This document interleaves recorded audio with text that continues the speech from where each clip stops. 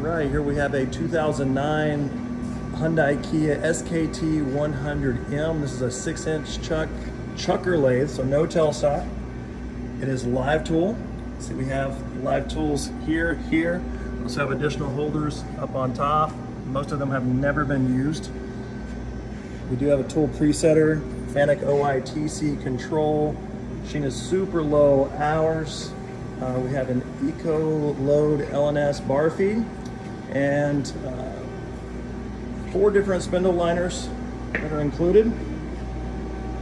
Different sizes for there, all the way down to, looks like 1/4 inch there. Same machine's in excellent running condition. No issues whatsoever.